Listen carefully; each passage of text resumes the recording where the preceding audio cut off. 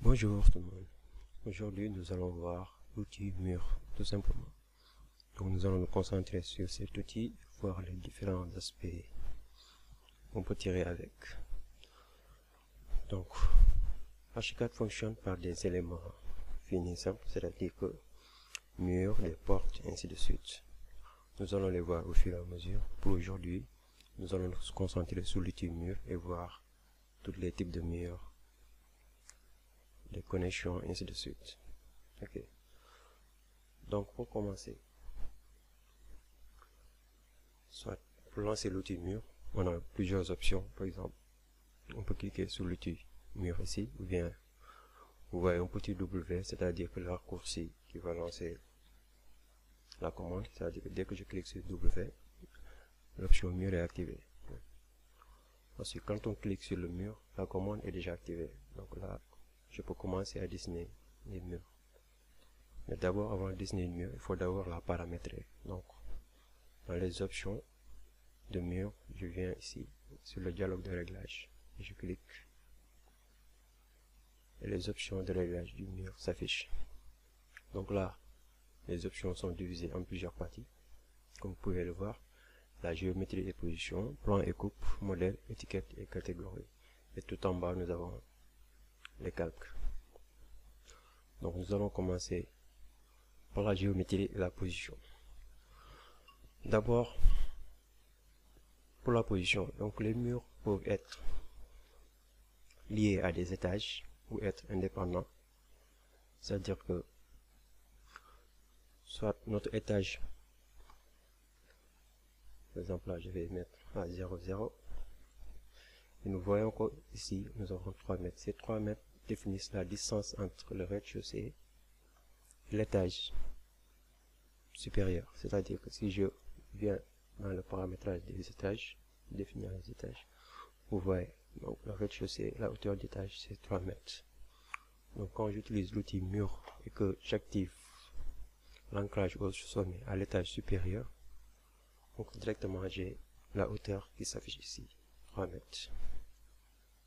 N'est-ce pas? Maintenant, ici je peux augmenter, je peux faire un décalage, c'est-à-dire que le mur fait 3 mètres, mais si je veux que le mur dépasse par exemple de 0,20, j'ajoute un décalage de 0,20 en supérieur. Et vous voyez ici, ça a augmenté dans l'icône et maintenant là, vous avez la hauteur totale qui fait 3 mètres 20. Pareil ici, si je décale par exemple de 0,20, il va remonter le mur à partir du rez-de-chaussée de 0,20 et je me retrouve à 3 mètres. Maintenant, si je décale par exemple de moins 20, je vais descendre à partir du niveau 0 du rez-de-chaussée, ce qui va me donner 3 mètres 40. Donc là, quel est l'avantage de ça? Disons que je travaille avec des étages de 3 mètres et que le projet et des modifications. Par exemple, on dit que l'étage maintenant a changé, la hauteur d'étage est de 3,50 m par exemple. Donc là, je vais dessiner quelques murs.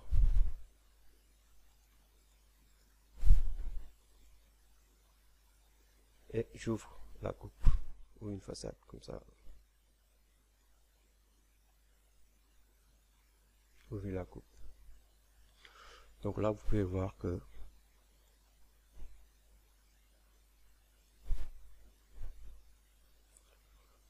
le mur commence à l'étage au rez-de-chaussée 0,0 et va jusqu'à l'étage premier, c'est-à-dire à 3 mètres. Comme je disais tantôt, si je sélectionne le mur et que je change le décalage là, par exemple de 0,20 et que je valide, vous voyez, il y a un décalage à partir de ce niveau de 0,20. Je peux le mesurer, vous voyez, 0,20. Pareil en bas, si je fais un décalage de 0,30 par exemple, il va monter de 0,30.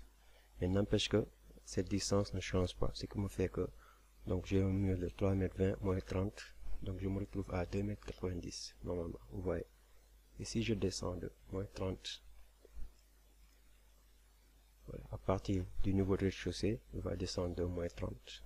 Donc là, vous pouvez voir, j'ai moins 30. Et la hauteur totale de mon mur, dans ce cas, sera de 3,50 m.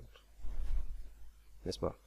Donc là, revenons à 0, 0 et nous avons encore 3 mètres. Maintenant, ce que je disais tantôt, si par exemple je dessine toute l'étage et qu'on me dit que par exemple, le client me dit que la hauteur d'étage finalement on va le mettre à 3,50 m, il ne va pas venir changer chaque hauteur de mur. Ça va être fastidieux, surtout sur de grands projets. L'avantage des murs, quand le mur est ancré à l'étage, c'est que là, je peux venir directement modifier la hauteur d'étage. Par exemple là, si je mets à 3,50 m, ouais, le mur s'adapte directement à la hauteur d'étage qui est de 3,50 m. Donc là, pour vous montrer la différence, ce que je vais faire, c'est que je vais revenir en plan. Et pour ce mur en particulier, par exemple, pour ce mur en particulier, je reviens ici et je désactive l'ancrage. C'est-à-dire que là, la liaison, je vais l'éliminer. Ici, vous voyez, j'ai plus de zone pour saisir des décalages, puisque là, je vais juste saisir la hauteur, soit la hauteur totale du mur, soit un décalage vers le bas, n'est-ce pas? Donc là, disons que j'ai un mur de 3 mètres. Là, je reviens aussi à 3 mètres. Ça, vous aurez un aperçu. Maintenant, je rouvre la coupe. Donc ici, ce mur, il fait 3 mètres. Et celui-là aussi, il fait 3 mètres. Mais la différence est que celui-là est lié à l'étage supérieur, alors que celui-là n'est pas lié à l'étage supérieur, comme vous pouvez le voir ici. Donc, si je change la hauteur d'étage et que je le mets à 3,50 m par exemple, vous voyez, ce mur-là va suivre l'étage, mais celle-là va rester à 3 mètres, puisqu'il n'y a pas de liaison avec l'étage supérieur. Donc, il n'est pas dépendant de la hauteur d'étage, mais de la saisie que vous avez donnée à la hauteur. Ok. Donc là, si on continue,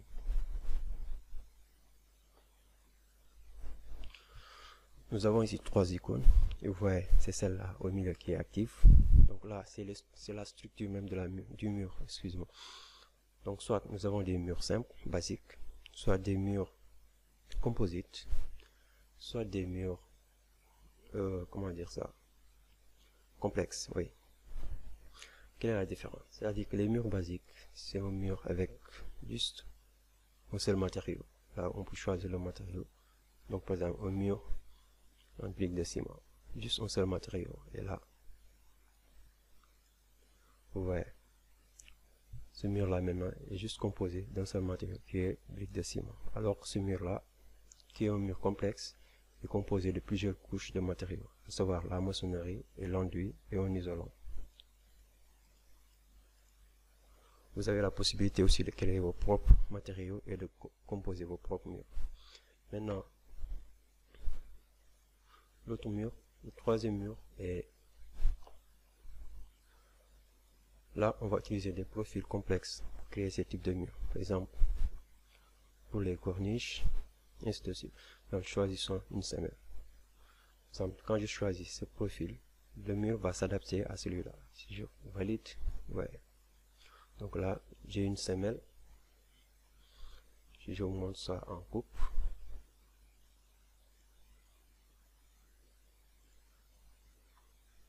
ouais. Donc la structure du mur va s'adapter au profil. Maintenant, les profils, vous avez la possibilité de créer vos propres profils. Pour cela, vous venez dans le gestionnaire des profils. Déjà là, nous avons les profils de base qui viennent avec. Et là, vous pouvez, par exemple, ici, créer votre propre profil. Disons, par exemple, mur exemple.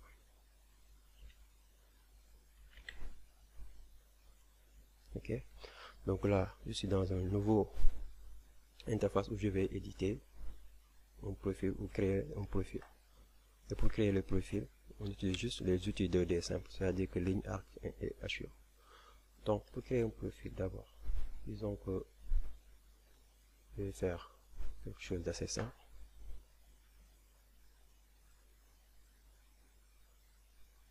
Bon, assez fantaisiste aussi. Donc là, disons que ce sera là, ça, la section du mur. Maintenant, quand on crée les contours, maintenant, c'est l'hachure même qui va définir le mur. Donc, quand vous assurez, par exemple là, on choisit le type d'hachure. Le type d'hachure va correspondre même au matériau du mur. Par exemple, si je choisis ici l'hachure cloison brique de ciment, par exemple, et que je l'utilise ici, j'ai la possibilité aussi, par exemple, de choisir du bois pour cette partie-là.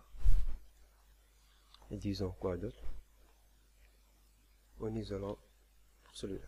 C'est-à-dire que la section du mur va être composée de ces trois parties. Maintenant, si je reviens au rez-de-chaussée, dans la vue 3D, ça va être plus mieux visible. Par exemple, là, je choisis ce mur. Ces deux murs-là.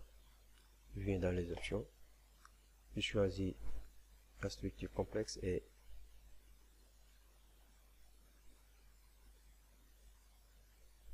je pense que j'ai pas enregistré. Ok, dommage. Donc, je reviens là et je mémorise. Voilà, c'est mémorisé. Donc, maintenant, je pourrais le retrouver sur ma liste. Ouais, mieux exemple. Quand je valide, ok, ouais. Donc là, j'ai mon brique de ciment, j'ai mon isolant ici. Je vais isoler. Et de ce côté, j'ai le bois. Donc, maintenant, la hauteur du mur, c'est à vous de choisir cela. Et ça, c'est interactif, c'est-à-dire que dès que je modifie le profil du mur, donc, il va se mettre à jour automatiquement. Donc là, si je reviens ici sur le profil,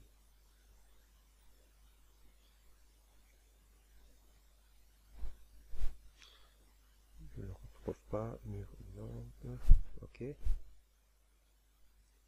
Je vais éditer le profil. Donc là, si je mesure, j'avais comme hauteur 48, 400. Je vais augmenter, disons de 1 mètre. Le hachure pour le brique de ciment. Ensuite, je remonte ces deux-là.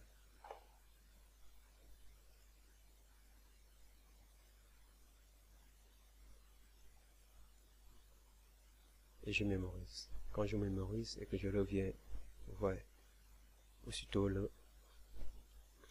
la structure est mise à jour. Aussitôt. Donc là, selon vos besoins, vous pouvez créer tout type de mur de manière assez simple, disons. Okay. Donc là, nous avons ces trois types de murs, c'est-à-dire les murs basiques simples, les murs composites, comme celle-là, et les murs complexes. N'est-ce pas?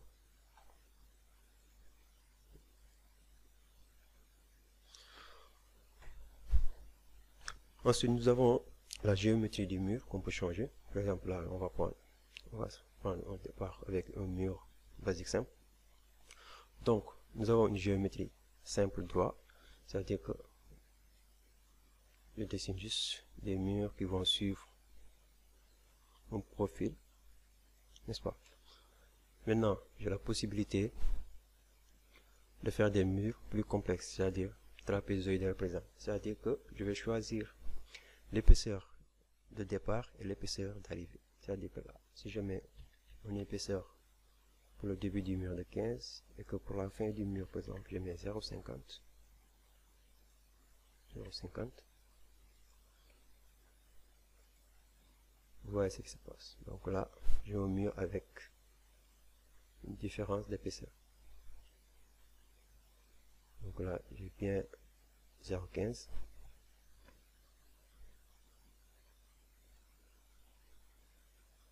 Et ici, j'ai 0,50. N'est-ce pas? Et finalement, nous avons une forme polygonale, c'est-à-dire que vous voyez, là, je dessine un polygone et il est rempli, c'est le mur. Donc c'est différent. Par exemple, si je dessine un polygone avec cette structure,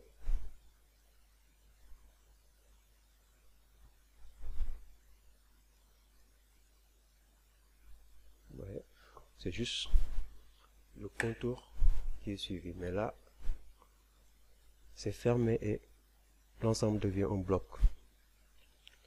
Donc si j'affiche en 3D, vous voyez la différence.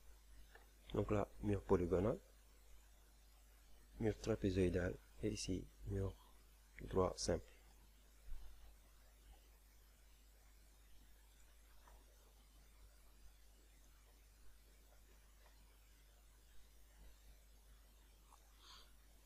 Ensuite là, comme vous pouvez le comprendre, c'est pour choisir l'épaisseur.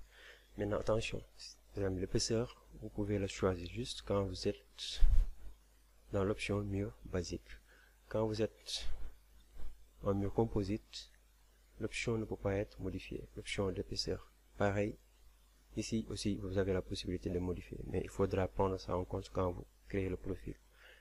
Mais revenons ici, par exemple là, vous avez 370 qui ne peuvent pas changer, 370 mm. Pourquoi? Parce que ces murs sont déjà créés et paramétrés bien avant, donc on les utilise. Donc si je change le type, par exemple celle-là, il est à 0,415, et ainsi de suite. Maintenant là aussi vous avez la possibilité de créer vos propres structures et de les réutiliser. Par exemple, si je viens dans les structures composites, déjà, nous avons la liste des structures composites de base qui viennent avec Archicad. J'ai la possibilité de choisir une, de le dupliquer ou de créer un nouveau. Par exemple là, on va créer un nouveau structure test. Voilà pour structure test. Et disons que nous allons créer 3 couches. D'abord une couche porteur principal qui sera en brique de ciment. Et ensuite nous allons insérer 2 couches. Celle-là la couche porteur. Celle-là par exemple, cela une couche d'isolant ou bien une couche de finition. Là par exemple, mettons une finition en fibre de ciment. Et celle-là aussi, finition enduit minéral par exemple. Donc là j'ai 3 matériaux. Maintenant ici, je choisis les épaisseurs. Disons que là, je vais mettre une épaisseur de 15. Et pour les enduits, je vais mettre 0,15. Ce qui me fait au total 0,18, c'est-à-dire un mur de 18 cm. Donc là, si j'enregistre ces murs, et je viens ici, j'ai la structure test. Si je le sélectionne, vous voyez, l'épaisseur du mur est de 18 et il ne change pas. Donc si je valide maintenant, et que je dessine le mur, vous voyez. Donc là, j'ai le mur avec les 2 couches. Et pareil ici aussi, vous avez la possibilité de modifier après la couche. Par exemple là, j'ai choisi, je vais les mettre en couche de finition. Je vais garder celui-là en couche d'âme. Pareil aussi, si je veux changer l'épaisseur, donc disons que je vais mettre ici à 10 et que je valide, ouais, aussitôt l'épaisseur va être mise à jour.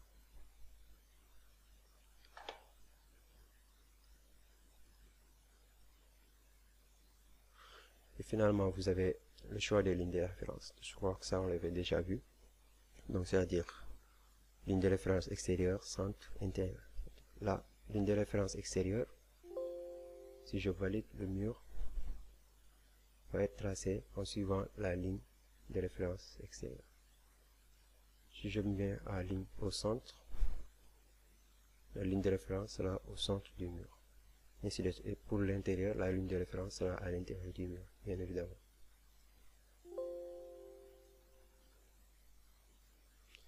Vous avez aussi la possibilité de décaler la ligne de référence. Par exemple là, disons que je veux un décalage de 10. Je veux un décalage par exemple de 0,5. par rapport à un autre mur. Je peux faire un décalage de 50 à partir de ce mur. Dès que je dessine, le décalage de 50 est respecté. Donc si je vérifie, nous avons 50 à partir de cette ligne de référence. C'est-à-dire que la ligne de référence, elle est là. Par rapport à l'extérieur, c'est là. Donc si je inverse, ouais, la ligne de référence ne change pas. Elle est toujours de 50 par rapport à l'extérieur. 0,50.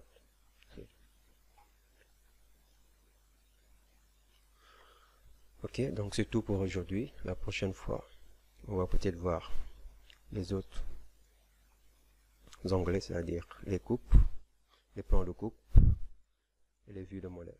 Ok, bonne soirée.